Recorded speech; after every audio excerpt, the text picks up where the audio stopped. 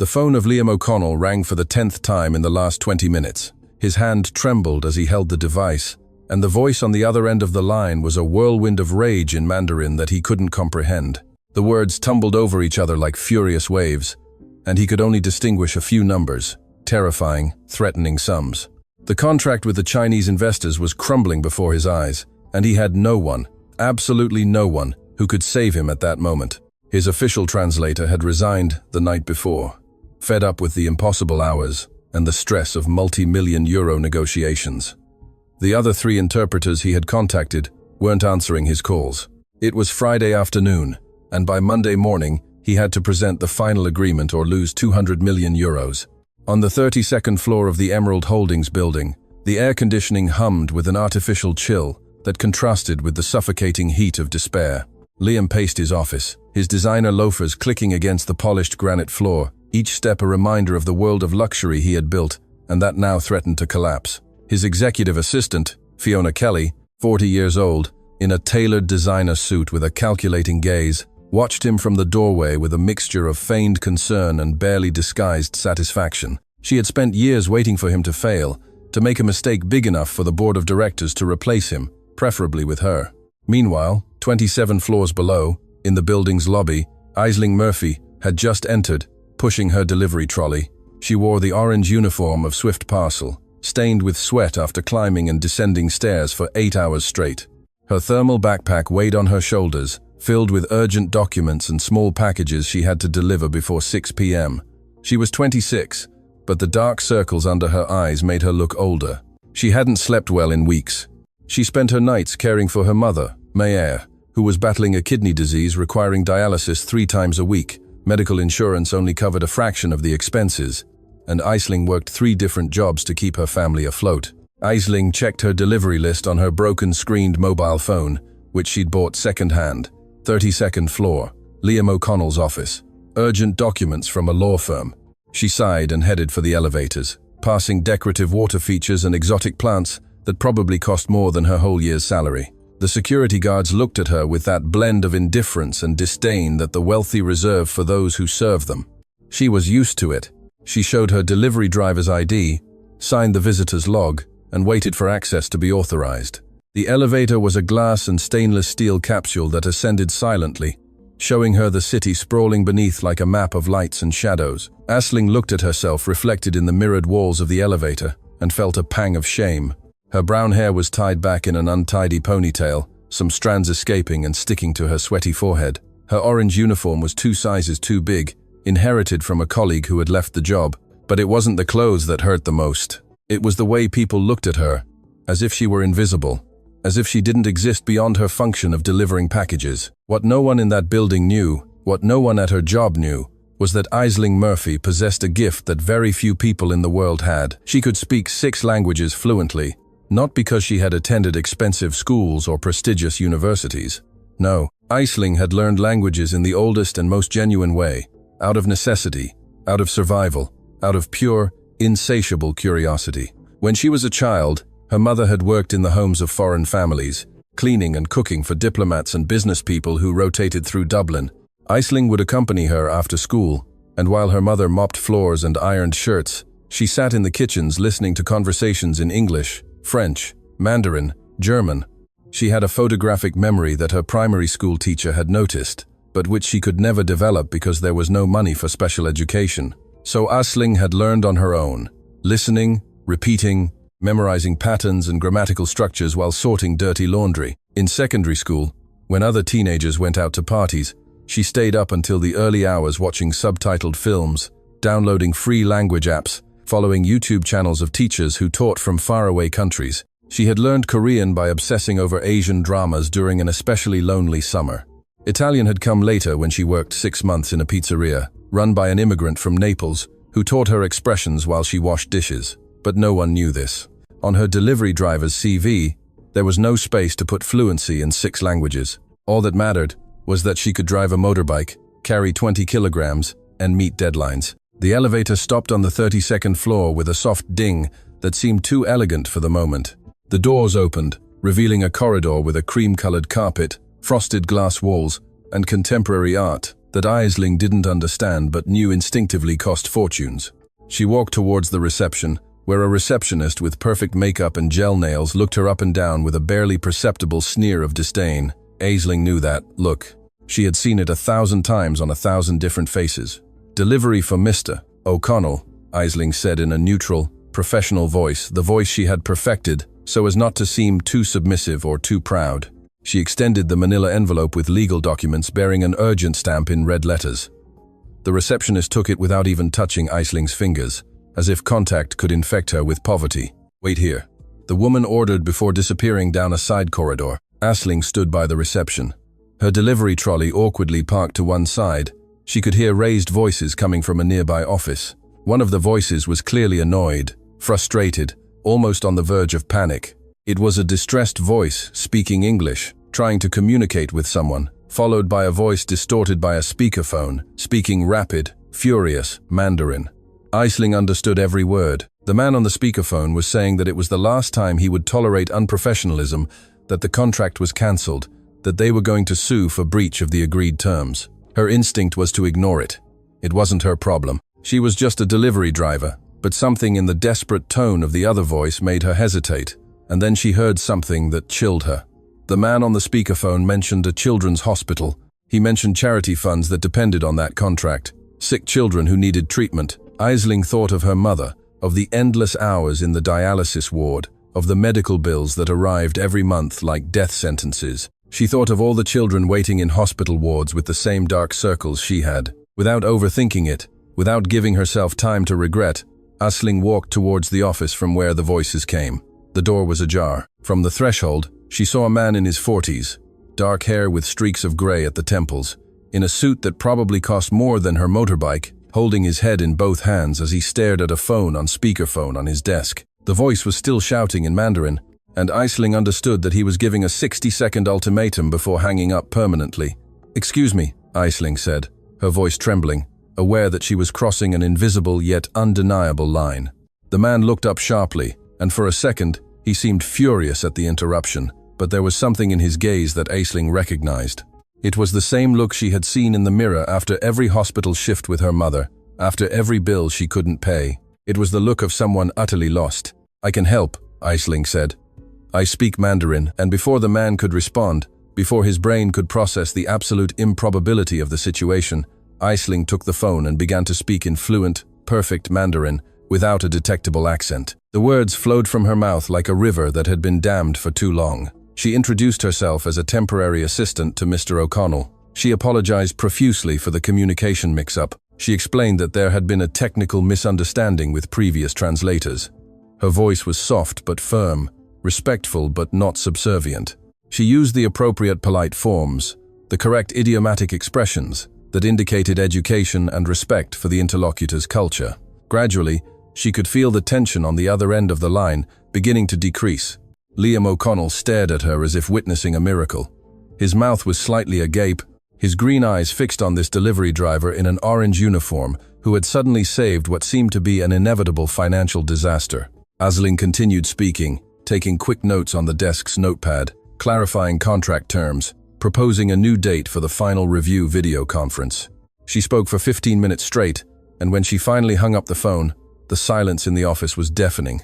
Liam breathed deeply, like someone who had just surfaced from near drowning. "Who are you?" he finally asked, his voice barely a whisper. And Aisling, suddenly aware of what she had just done, of the line she had crossed, felt her cheeks flush. "I'm Aisling Murphy. I was here to deliver some documents. I just heard you needed help, and I speak Mandarin." "So I thought." Her voice trailed off. She suddenly felt ridiculous, small, completely out of place. But before Liam could respond, the office door burst open. Fiona Kelly, the executive assistant, entered with an expression of horror and fury. "What is this woman doing here?" she demanded. "Liam, this is completely inappropriate. This is a confidential business conversation, and you've allowed just any delivery driver to overhear sensitive information." Her voice was sharp as a knife, and Aisling felt herself instinctively shrink. "She just saved a €200 million contract that you couldn't fix," Liam replied, and there was a new edge to his voice. Fiona stared at him as if he had lost his mind. "That's impossible. This woman couldn't have done anything important. She probably doesn't even understand what the contract is about. And then she turned to Aisling with a cruel smile. Tell me, darling, did you study at a prestigious university? Do you have a degree in international relations or finance? The way Fiona said darling made Aisling want to disappear. It was the tone you use for a small child who had done something adorably stupid. No, Aisling replied softly. I didn't finish university. I work as a delivery driver. And in those words, in that admission, she felt the weight of every dream she had had to abandon, every opportunity she had never had. Fiona laughed, a loud, false sound. Exactly, Liam. This is ridiculous. You can't trust someone without credentials to handle negotiations of this caliber. I've been arranging meetings with professional translators from reputable agencies. Give me until tomorrow, and we'll have someone appropriate, someone with the necessary qualifications. Her emphasis on the word appropriate was like a slap, but Liam wasn't listening. He was staring at the notes Aisling had scribbled on the notepad. Lines in Mandarin interspersed with English translations. Technical terms she had translated with astonishing precision. How many languages do you speak? He asked suddenly. Aisling looked at him confused. 6, she replied. English, French, Mandarin, German, Italian, and Korean. I learned them on my own. I don't have certificates or anything formal. I just spoke them for years with different people. Fiona's face had turned red. That means nothing. Anyone can claim to speak languages. She probably only knows a few basic phrases. Liam, if you trust this woman and something goes wrong, it will be your responsibility. The board won't be happy when they find out you put a multi-million euro contract in the hands of a delivery driver. She emphasized the last word as if it were a contagious disease. Liam remained silent for a long moment. Aisling could feel his gaze evaluating her, weighing options, calculating risks. Finally, he spoke. I need you to stay. The Chinese investors want a video conference tomorrow at 9 a.m. to review the final terms of the contract. I need you there as an interpreter. I'll pay you as an external consultant. Standard industry rate for simultaneous interpretation service. Aisling's eyes widened. She knew how much professional interpreters charged for that kind of work. It was more than she earned in a month of deliveries. You can't be serious, Fiona interjected. Liam, this is professional suicide. What will the board think when they see a delivery driver, without formal education, representing the company in an international negotiation? They'll think you've gone mad. And she was right about one thing. Image is everything in this world. And Aisling knew exactly how she would look sitting at a conference table surrounded by executives in designer suits. I don't care what they think, Liam replied. And there was a new determination in his voice. All I care about is saving this contract. And she is the only person who has been able to communicate effectively with them in the last 24 hours. Fiona, prepare the paperwork to hire Miss Murphy as a temporary consultant. And then he turned to Aisling. You'll need to be here tomorrow at 8:30 a.m. to review the documents before the call. Can you do that, Aisling? Aisling nodded, although her mind was a whirlwind of conflicting thoughts. She had to call her boss at Swift Parcel to tell him she couldn't work tomorrow. She had to rearrange her mother's hospital schedule. She had to find clothes that weren't the orange uniform. But more than anything, she had to process the fact that her life had just changed in a matter of minutes, and she didn't know if it was for better or for absolute disaster. That night, Aisling barely slept. She stayed awake in her small one-bedroom apartment, which she shared with her mother, going over everything she knew about international business contracts in her mind. It wasn't much. She had read some online articles over the years. She had overheard conversations when she worked in those homes of wealthy families, but she had never been directly involved in this type of negotiation. Doubt gnawed at her like acid. What if she made a mistake? What if her translation wasn't accurate enough? What if Fiona was right and she was just an imposter without the necessary qualifications? Her mother, Mare, found her sitting at the small kitchen table at 3 a.m., surrounded by printed papers with financial terms she had looked up online. My child, what are you doing awake? The woman asked in a weak voice. She was 55, but looked 70, her body ravaged by years of heavy labor and illness. Aisling explained what had happened, and to her surprise, her mother smiled. I always knew that gift of yours for languages would take you somewhere. Since you were a child, you listened and learned like no one else. Don't let anyone make you feel less for not having a piece of paper that says you're clever. You know what you know, and that's what matters. But her mother's words, though well-intentioned, could not completely calm the anxiety bubbling in her stomach. At 6 a.m., Aisling showered and put on the only semi-formal clothes she had. a white blouse she had bought from a charity shop and black trousers that were a bit too big. She had no makeup beyond a cheap lipstick, and her shoes were trainers because she couldn't afford heels. She looked in the broken bathroom mirror and sighed. This will have to be enough. She arrived at the Emerald Holdings building at 8:15 a.m. with sweaty palms and her heart pounding so hard she thought everyone could hear it. This time, when she passed through the lobby, the security guards looked at her differently. Someone had informed them she was coming, and they gave her a special visitor's badge without the disdainful looks from yesterday. The elevator took her again to the 32nd floor, but now the receptionist greeted her with a professional smile that didn't reach her eyes. "Mr. O'Connell is waiting for you in Conference Room B," she informed. Conference Room B was an intimidating space, with glass walls overlooking the city, a mahogany table that seemed 3 meters long, and leather chairs that probably cost more than the entire furniture of her apartment. Liam was already there, reviewing documents, and beside him were 3 other people. A serious-looking solicitor, with thick-rimmed glasses, Solicitor Brennan, a financial analyst about Aisling's age, Connor Doyle, who kept typing on his laptop, and Fiona Kelly, who looked at her with an expression that could freeze hell. "Good morning," Liam said, standing to greet her. He seemed more rested than yesterday, although there was tension in the way his shoulders remained stiff. "These are Solicitor Brennan, our corporate lawyer, and Connor, our senior analyst. You already know Fiona. They'll be on the call with us, but you'll be in charge of all interpretation. The Chinese investors are 4 people. Mr. Wang, chairman of the consortium, Miss Li, financial director, Mr. Chen, legal advisor, and Miss Sang, who handles international relations. Do you have any questions?" Aisling swallowed. "I need to review the contract terms to ensure I can correctly translate all the technical vocabulary. I don't want any misunderstandings from using incorrect terms." Her voice sounded firmer than it felt. Liam nodded and handed her a printed copy of the contract, a 53-page document full of legal clauses and financial projections. Fiona snorted audibly. "I hope you know how to read commercial contracts," she commented with venomous sweetness. "It's not exactly like translating restaurant menus." Aisling ignored the comment and began to read. Her eyes moved quickly over the pages, her brain processing information and automatically searching for appropriate Mandarin translations for each term. There was a clause on intellectual property rights that would require the specific term Zishi Chengquan. There were terms on mergers and acquisitions which translated as Bingu.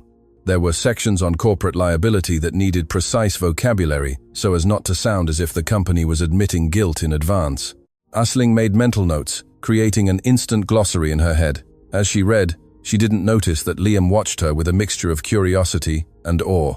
The way she processed the document, the speed with which her eyes moved, the occasional movement of her lips, when she silently pronounced a translation to verify it sounded correct. There was something almost supernatural in the intensity of her concentration. Fiona, on the other hand, watched her with growing annoyance, as if Aisling's mere presence was a personal insult. At 9 o'clock, the large screen on the conference room wall came to life, showing 4 serious faces from an office in Shanghai. Mr. Huang, a man in his 60s with completely white hair and a penetrating gaze, spoke first in formal Mandarin. "Good morning. We hope that this time, communication will be more effective than yesterday. We have lost patience with the constant confusions and misunderstandings." Aisling translated instantly, her voice clear and professional, maintaining the tone of implicit warning in the message. The meeting began, and Aisling immersed herself in the work of simultaneous interpretation, something she had never done formally, but which she discovered she could handle with an ease that surprised even herself. When Liam explained the tax benefits of the agreement, Aisling translated not only the words, but also the cultural context, adjusting expressions to make sense within the Chinese business framework. When Ms. Li asked technical questions about the third quarter financial projections, Aisling translated Connor's answers with mathematical precision, without losing any number or percentage. But then came a tense moment. Mr. Chen, the Chinese legal advisor, pointed out a specific clause on page 27 of the contract that concerned him. He spoke quickly and used specific legal vocabulary that even many native Mandarin speakers would find difficult. Aisling listened intently, processing not just the words but the legal implications behind them. "This clause," she translated, "specifies that any dispute will be resolved in international courts, but it does not clarify which national law would apply in cases of ambiguity. This represents a significant risk for our consortium, as we could be subjecting ourselves to foreign jurisdiction without adequate protections." Liam frowned. That was not a problem he had anticipated. He looked at Solicitor Brennan, who began to explain the company's legal position, but did so in English, full of convoluted legal terms that would be difficult to translate in a way that made sense. Aisling listened intently, and then instead of translating word for word, she reformulated the explanation in Mandarin, using analogies that would be culturally appropriate for the Chinese investors. She explained that the clause's intention was to protect both parties, not favor one over the other, and proposed that they add a specific paragraph clarifying that a neutral international arbitration panel would be used. Mr. Huang nodded slowly, considering the proposal. Miss Sang then interjected, speaking of cultural concerns about how Emerald Holdings would manage relations with the local community in China once operations began. There was a subtlety in her question, an indirect way of asking whether the company would respect Chinese customs or try to impose Western methods. Aisling caught the subtext and translated the question in a way that allowed Liam to understand the true concern behind the diplomatic words. The meeting extended for 2.5 hours, and by the end, Aisling felt her brain was about to melt down. She had translated thousands of words. She had navigated dozens of culturally sensitive moments, had clarified misunderstandings, and had proposed solutions when the two sides seemed to be reaching a stalemate. And when Mr. Wang finally said they were satisfied with the clarifications and would proceed to sign the contract, Aisling felt a wave of relief so strong she thought her legs might give way. The screen went black, and for a moment, there was absolute silence in the room. Then Liam began to applaud, and Solicitor Brennan and Connor joined him. "That was extraordinary," Liam said with a genuine smile. "You didn't just translate, you helped solve problems we didn't even know we had. Miss Murphy, you just saved this contract and, honestly, probably the reputation of the entire company." Aisling nodded, her face flushing. She didn't know what to say.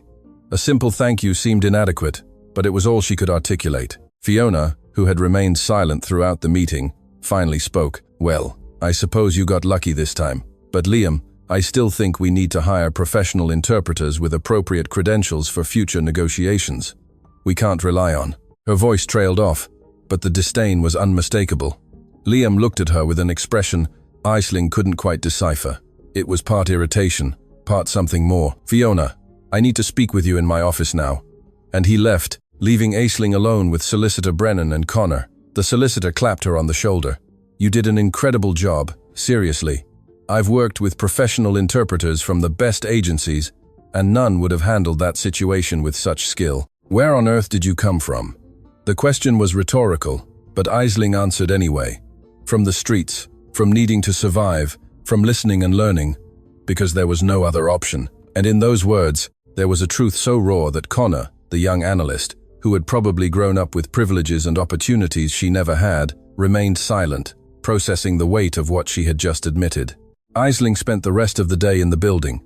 Liam asked her to stay to review other documents related to pending international contracts the company had. There was one with French investors that needed review, another with a German firm that wanted to establish a partnership, and a third with an Italian group interested in green technology. Aisling worked in a small cubicle they had temporarily assigned her, translating and annotating, her brain working at full speed.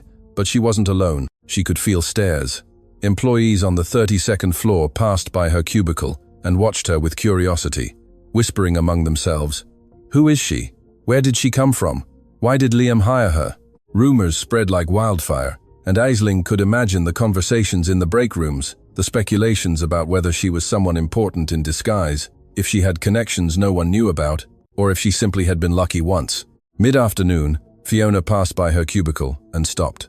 Aisling looked up and saw an expression on the woman's face that sent a shiver down her spine. It wasn't just antipathy. It was something darker, more calculated. "Enjoy this while it lasts," Fiona said quietly, soft enough for no one else to hear. "Because this won't last. Liam is being emotional now, grateful because you saved an emergency situation, but eventually, he'll realize that hiring someone like you was a mistake. Someone without education, without connections, without class. You don't belong in this world, and we all know it." The words were like daggers. Aisling felt something break inside her, not because the words were false, but because they resonated with her own deepest fears. Fiona was right about one thing. She didn't belong in this world of glass towers and meetings in conference rooms with panoramic views. She was a girl from the working-class estates who had had a stroke of luck, and luck eventually ran out. But then she remembered something.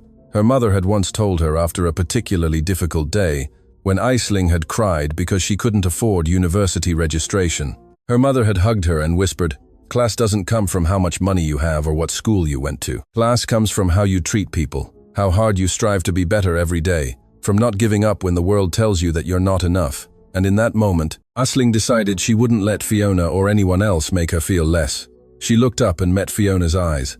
"You're right about one thing," Aisling said calmly. "I don't come from your world. I didn't go to prestigious schools or have important connections, but I speak 6 languages that I learned on my own because I wanted to learn. And today, I saved a contract that you couldn't solve with all your contacts and your expensive agencies. So perhaps the problem isn't that I don't belong here. Perhaps the problem is that you're threatened by someone who can do the job without needing the qualifications that took you years to get." Fiona's face turned red, and for a moment, she looked like she was about to explode. But then she smiled. A cold, calculated smile. Brave speech, but words mean nothing in this world. The only thing that matters is results, and one swallow doesn't make a summer. We'll see how long you last. And she left, her heels clicking aggressively against the floor. That night, when Aisling finally returned to her apartment, she was completely exhausted. Her mother was waiting awake, worried. "How did it go?" Meyer asked. Aisling collapsed onto the worn sofa and told her everything. From the successful meeting to the confrontation with Fiona, the feeling of walking a tightrope between 2 worlds that never touched. Her mother listened in silence, and when Aisling finished, the older woman took her hand. "My child, there will always be people who try to make you feel small, people who are afraid that if you rise, they will fall. But you cannot let the fear of others become your own fear. Keep going, prove them wrong. Then you're going to prove you're innocent." "How?" Aisling asked, her voice broken. "I have no resources. I have no connections. I don't even know where to start." Her mother took her by the shoulders and forced her to look her in the eyes. "You have your brain, you have your determination, and you have the truth on your side. That's more than that woman has. Now stop feeling sorry for yourself and start thinking, who benefits from your failure? Who had access to your account? Who knew enough about the company's systems to plant that evidence?" Aisling breathed deeply. Her mother was right. Crying wouldn't solve anything. She needed to think. She needed to investigate. She needed to find proof that she had been framed. She began to mentally review everything she knew about the company's computer systems. She wasn't a tech expert, but she had paid attention when Connor explained to her how the internal network worked. Every email had metadata, IP addresses, timestamps. If someone had used her account without authorization, they had to have left a digital trace. But to access that information, she needed help from someone inside the company, someone who had access to system logs. And the only person she could think of who might, just might, be willing to help her was Connor. The young analyst had been kind to her, had treated her as an equal instead of an intruder. It was a risk, but she had no other options. The next morning, Aisling woke up early and went to the cafe on the ground floor of the Emerald Holdings building. She knew Connor usually bought his coffee there around 7:30 a.m. before going up to the office. She waited nervously, sipping a cheap coffee she couldn't afford, but needed as an excuse to be there. And then she saw him enter with his laptop bag and headphones around his neck. "Connor," she called before she could change her mind. He turned, surprised to see her. "Aisling, what are you doing here?" His voice trailed off uncomfortably. Aisling approached him. "I need your help. I know you probably think I'm guilty of what I'm accused of, but I'm not. Someone planted those emails in my account, and I need access to the system logs to prove it. Please, you're the only person who can help me." Connor looked at her for a long moment, and Aisling could see the conflict in his eyes. Helping her could cost him his job. "Aisling, that's unauthorized access. If I'm caught, I'll be in the same trouble as you. I can't risk my career. I'm sorry." And he began to walk away, but Aisling followed him. "You saw me work. You know I cared about that job, that I put in the effort. Why would I throw all that away by leaking information? It makes no sense. And you know what else? It makes no sense that I supposedly had access to documents from departments where I never worked. Those emails were planted, and whoever did it left a trail. I just need someone to look at the server logs." Connor stopped and turned around. His expression had changed slightly. There was consideration now, and something else. Professional curiosity. "Maybe you're right about one thing. It did seem strange that you had access to those files. The permission system is quite restrictive, but Aisling, even if I wanted to help you, I don't have authorization to access the email server logs. That's the IT department's domain, and they report directly to Fiona." Aisling's stomach sank. Of course, Fiona had control over the technology department. She had planned this perfectly. But then Connor continued, his voice lower now. However, I have a friend in IT. We graduated together. He owes me a few favors. I can't promise you anything, but I can ask him if he notices anything strange in your account logs. Nothing official, just an informal review. If he finds anything, then we might have a basis to demand a formal investigation. Aisling felt a spark of hope. It wasn't much, but it was something. Thank you, Connor. Seriously, you don't know what this means to me. Connor nodded, still looking uncomfortable. Don't thank me yet. And Aisling, if it turns out you really were the one who sent those emails, my friend will report it. I just want that to be clear. Aisling nodded. I understand, but it wasn't me, and the logs will prove it. The next 2 days were the longest of Aisling's life. She returned to her delivery job, although her old boss greeted her with suspicion after she had disappeared for weeks to work at Emerald Holdings. They gave her the most difficult routes, the longest shifts, as punishment for having left. Aisling accepted them without complaint. She needed the money and needed to stay busy so as not to go crazy, thinking about what Connor might or might not discover. She delivered packages under the scorching sun, climbed stairs in buildings without elevators, rode her motorbike through congested streets, and all the time her mind kept replaying the scene in the boardroom, the way Fiona had smiled when she presented the false evidence, the way the board members had looked at her like she was rubbish, the way Liam, who had given her a chance, had been powerless to defend her against seemingly conclusive evidence. On the evening of the second day, her phone rang. It was a number she didn't recognize. She answered cautiously. Aisling, it's Connor. I need you to come to my apartment. I have information. His voice sounded tense, urgent. Aisling felt her heart race.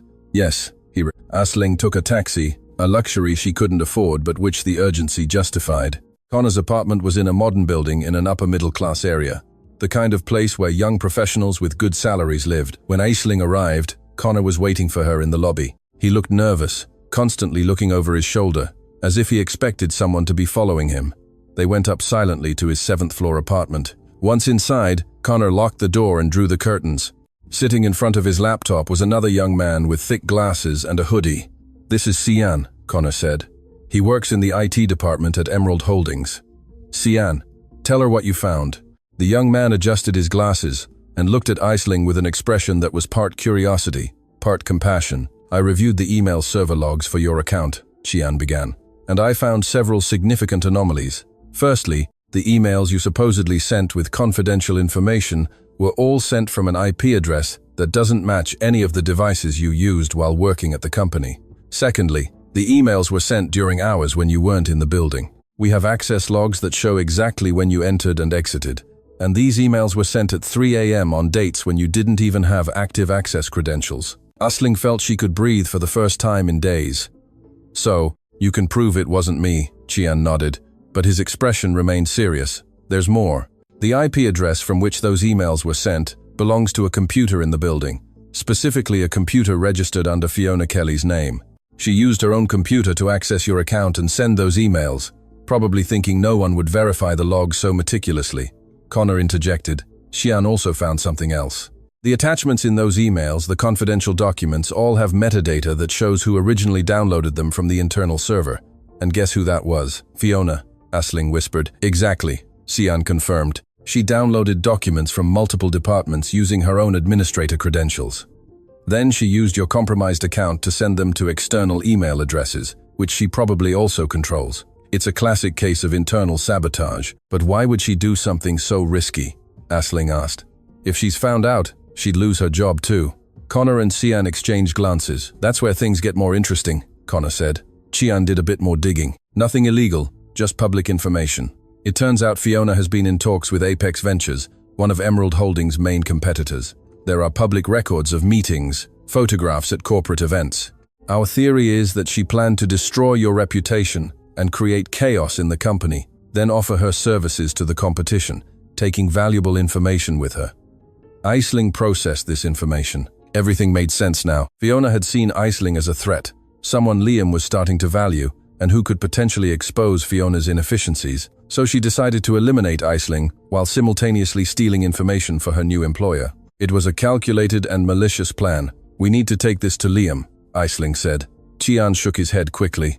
Not so simple. If we reveal that I accessed these records without official authorization, I could be fired or even face legal charges. We need to find a way for this information to come to light through appropriate channels. Connor leaned back in his chair, thinking, what if Aisling formally requests an internal investigation? She has the right to defend herself against the accusations. If she files an official complaint, the Human Resources Department is obligated to conduct a full audit, including a review of system logs. And once they start looking, they'll find exactly what Qian found. Qian considered this. It could work, but Fiona has influence in human resources. She could also block or delay the investigation, unless we take this directly to the board of directors, Aisling said. Suddenly, her mind was working fast now, connecting pieces. Seamus O'Reilly, the chairman of the board, he seemed genuinely concerned about the company's security. If I present him with preliminary evidence suggesting that the real internal threat is Fiona, he cannot ignore it. It's his responsibility to investigate. Connor nodded slowly. But you need access to him, and after what happened, I doubt he'll agree to meet with you. Then I'll go to his house, Aisling said with a determination that surprised even herself. Public information. Executives' addresses are in archived corporate records. I'll go. I'll knock on his door, and I'll make him listen to me. Qian looked at her with renewed respect. You're braver than I thought, but you'll need documentation. I can't give you the logs directly because that would incriminate me, but I can create an anonymous report that summarizes the findings without revealing exactly how they were obtained. It will be enough to justify an official investigation. That night, Aisling barely slept. Qian sent her the anonymous report through an encrypted email service. It was a 7-page document that detailed inconsistencies in IP addresses, time discrepancies, and public connections between Fiona and Apex Ventures. It wasn't definitive legal evidence, but it was enough to sow reasonable doubt and demand a deeper investigation. The next morning, Aisling dressed in the same white blouse and black trousers she had worn for her first meeting at Emerald Holdings. She looked in the mirror and saw someone different from the girl who had entered that building weeks ago. There was a hardening in her eyes, a determination forged in humiliation and injustice. She wasn't going to give up. She wasn't going to let Fiona win. Seamus O'Reilly's house was in an exclusive neighborhood, a 2-story mansion with perfectly maintained gardens and a fountain. Aisling felt out of place walking down that street where every house was probably worth millions of euros, but she breathed deeply and rang the doorbell. A housekeeper opened the door and looked at her with suspicion. I need to speak with Seamus, Aisling said. It's urgent and concerns Emerald Holdings. The housekeeper frowned. He doesn't receive visitors without an appointment, she said, but Aisling didn't move. Please, tell him that Aisling Murphy is here, and I have evidence that the company is in real danger from an internal threat. Tell him that if he doesn't listen to me now, he will regret it when Apex Ventures uses our confidential information against us. There was a long moment of waiting. Finally, the housekeeper returned, and with an expression of disapproval, she gestured for Aisling to come in. Seamus O'Reilly was waiting for her in his study, a room lined with books with an antique mahogany desk. The man looked at her with a mixture of surprise and annoyance. Miss Murphy, you have a lot of nerve showing up here after what happened. This had better be important. Aisling sat in the chair he offered her and placed the printed report on the desk. It is. I was framed, and I have proof. Seamus O'Reilly read the report in silence. Aisling watched his face as he processed the information. His eyebrows furrowed further and further, his expression shifting from skepticism to genuine concern. This is very serious, he finally said. If it's true, it means we've been trusting someone who is actively betraying us. But this report is anonymous. It has no signature, no official seals. How do I know this isn't something you fabricated to clear your name? Because you can verify it yourself, Aisling replied. Order a full forensic audit of the email systems. Hire an external cybersecurity firm if you don't trust your own IT department. The logs don't lie. The IP addresses, the timestamps, the file metadata, it's all there. And if they find I'm wrong, I accept any legal consequences. But if they find I'm right, Fiona didn't just destroy me, she's destroying the entire company. Seamus O'Reilly leaned back in his leather chair, his fingers intertwined under his chin. Why should I believe you? I didn't know you until a month ago. Fiona has been with the company for years. She has an impeccable record. Precisely because of that, she's the perfect traitor, Aisling replied. No one suspects her. She has access to everything. She has everyone's trust, and she's probably been planning this for a long time, waiting for the perfect moment to jump ship to the competition with valuable information. The old man studied her for a long moment. Finally, he spoke. "I will order the audit, but it will be completely confidential. Only I and the external security firm will have access to the initial results. If the audit proves your accusations false, you will not only lose any chance of working in this industry again, but also face defamation lawsuits." "Do you understand that?" Aisling nodded. "I understand, and I accept it because I know the truth." The following 5 days were torture. Aisling returned to her delivery routine, each day wondering if the audit would reveal what Xian had found, or if Fiona had somehow covered her tracks well enough. Connor sent her occasional messages asking if there was any news, but Aisling had nothing to report. The silence was deafening. And then, on the evening of the 5th day, she received a call. It was Seamus O'Reilly's personal secretary. "The board of directors requests your presence tomorrow at 10 a.m. in the boardroom. Your attendance is mandatory." The voice was neutral, giving no clues about what they had discovered. Aisling barely slept that night, her mind oscillating between hope and terror. When she arrived at the Emerald Holdings building the next morning, she noticed something strange. There were 2 additional security guards in the lobby, and an atmosphere of tension permeated the air. Employees walked quickly, whispering in small groups. They looked nervously towards the elevators. Something had happened. Aisling went up to the top floor, her heart pounding so hard she thought everyone could hear it. The boardroom was full. Seamus O'Reilly presided from the head of the table. Liam was there, looking exhausted, but hopeful. Solicitor Brennan and other board members occupied their usual places, and in one corner were 2 people Aisling didn't recognize, a man and a woman in dark suits with severe expressions that screamed lawyers or investigators. What wasn't there was Fiona. "Miss Murphy," Seamus O'Reilly began, and his tone was completely different from their last encounter. "We owe you an apology. The cybersecurity audit we ordered has confirmed every allegation in the report you brought us. The emails were indeed sent from Fiona Kelly's computer, using access credentials she obtained illegally. Furthermore, the investigation revealed something we didn't expect. She had been exfiltrating confidential company information for the past 6 months, long before you started working here." Liam stood up, and Aisling could see genuine emotion on his face. "Aisling, not only are you innocent, but you saved us from a threat we didn't even know existed. If you hadn't had the courage to come forward and demand an investigation, Fiona would have continued stealing information until she decided to leave for the competition, probably destroying contracts and relationships that took us years to build." Mr. Gallagher, the board member who had been so quick to condemn her, cleared his throat. "Miss Murphy, on behalf of the board, we offer our sincerest apologies for doubting you. We acted precipitously, based on evidence that seemed conclusive, but which we did not verify adequately. It was a serious error in judgment." "Where is Fiona now?" Aisling asked. Her voice was firmer than she expected. One of the investigators replied, "She was arrested early this morning.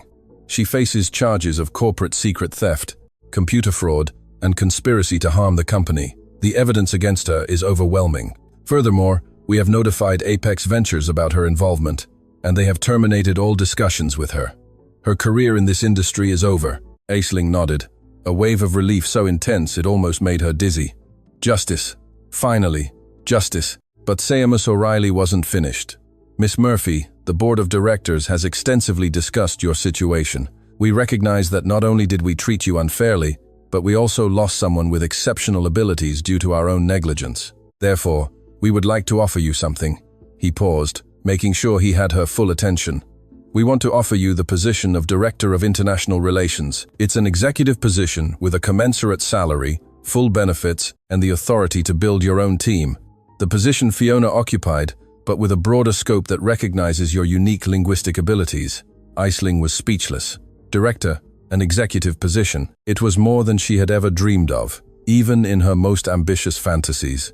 "I don't have a university degree," she managed to say. "I don't have the traditional credentials." Seamus O'Reilly smiled, and it was a genuine smile. "Miss Murphy, you have just demonstrated something no degree can teach. You showed integrity, courage, and the ability to solve complex problems under immense pressure. That is worth more than any diploma, and furthermore, part of your compensation package will include support for you to complete your formal education if you wish. The company will pay for any university program or professional certifications you want to obtain." Liam approached her. "Aisling, please, accept. We need people like you. People who genuinely care about doing the right work, not just about appearances. People who don't give up when the world tells them they don't belong. Aisling felt tears burn her eyes, but this time they were tears of joy, not pain.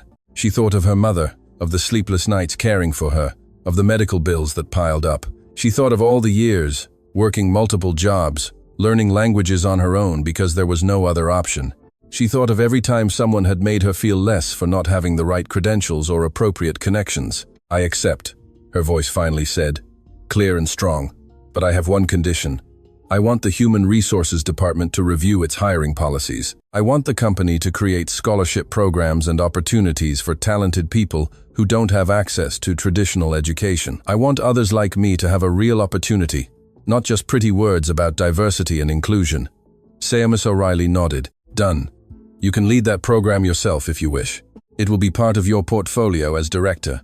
The following days were a whirlwind of changes. Aisling signed contracts, met with the Human Resources Department, and began to build her team. Connor immediately accepted her offer to join her department as senior analyst. Even Xian, after some delicate conversations about how to protect his role in uncovering the truth, received official recognition and a substantial bonus for his work, although publicly the discovery was attributed to the external audit to protect him from retaliation. Aisling moved with her mother to a larger apartment in a better neighborhood, near an excellent hospital where Meyer could receive the best treatment for her kidney condition. She hired a part-time nurse to help with the care. She bought appropriate professional clothing, although she never forgot where she came from, and many days she still preferred the simplicity of a white blouse and black trousers over the designer suits she could now afford. 3 months later, Aisling was in her office, a spacious room overlooking the city, reviewing proposals to expand operations in Asian and European markets. Her team had grown to 12 people, a mix of experienced professionals and young talents she had discovered in unexpected places. Brilliant people who just needed an opportunity. Liam entered without knocking, something he now did regularly, as they had developed a close working relationship based on mutual respect. "I have news," he said with a smile. "The Chinese contract you saved. The investors are so impressed with our work that they want to triple their investment, and they specifically asked for you to handle all future negotiations. They said they had never worked with someone who understood both the language and the cultural context so deeply." Aisling smiled. "I'll schedule a video conference for next week. And Liam, that scholarship program I proposed. We already have the first 20 applications from talented young people from less affluent areas. Some speak 3, 4 languages they learned on their own. Others have skills in programming or analysis they developed out of necessity. They are all brilliant, and they all deserve an opportunity." Liam nodded. "We'll review each application personally." Then he added, more softly, "You know, sometimes I think about what would have happened if you hadn't overheard my call with the Chinese investors that day. If you had simply delivered the package and left, we would have lost the contract, for sure. But more than that, we would have lost the opportunity to meet you, to learn from you, to do things better." Aisling looked out the window at the city sprawling below, the same streets she used to ride on her delivery motorbike, carrying packages from one place to another. The view was different from the 32nd floor, but she would never forget what it looked like from below. That perspective, that memory of struggle and humility, was what kept her grounded, what made her better at her job. It wasn't just about languages or multi-million euro contracts. It was about understanding that behind every business were people, and those people deserved respect, no matter which floor of the building they came from. And so, the delivery driver, who was once invisible to the business world, became one of the company's most valuable executives, not because she forgot where she came from, but precisely because she never forgot it. Her story became a legend within Emerald Holdings, a reminder that talent can be found in the most unexpected places, and that the true worth of a person is not measured in university degrees or family connections, but in their determination, their integrity, and their willingness to rise every time the world tries to knock them down. Aisling Murphy had arrived to deliver a package and ended up delivering something much more valuable, a lesson about courage, justice, and the transformative power of giving people the opportunity they deserve.